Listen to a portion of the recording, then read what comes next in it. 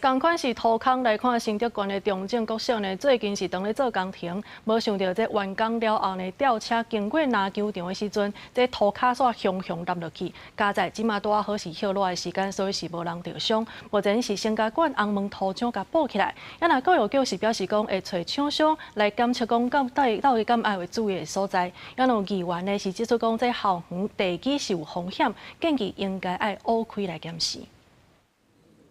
吊车咧那踏入去坑内底，即坑是伫咧学校内底，因为新竹县中正国小趁歇落咧做厝顶的排水工程，完工了，吊车准备要走，经过篮球场的时，土骹熊熊踢一个大窟窿落去，加在无人着伤，县府也赶紧派人抢修。你会不会担心小朋友在学校安全啊？会啊。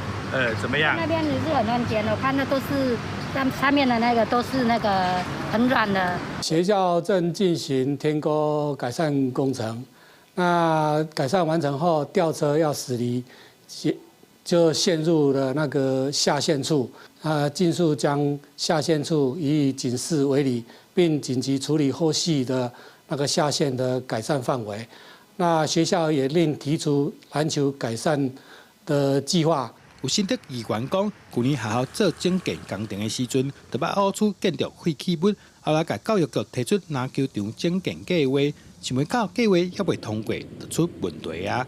议员就呼吁县府得要重视校园安全。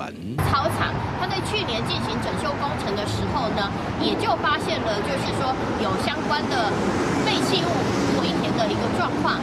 为了学生的安全呢，应该要进行全面的开挖工作，那么来保障学生的权益，同时呢，也要进行整个这个地基的检测。教育局指出，目前是先管红门图紧急抢修，后续会调出相关资料，找厂商找出原因，并检测其他有疑虑的所在，确保师生安全。记者杜君和新竹报道。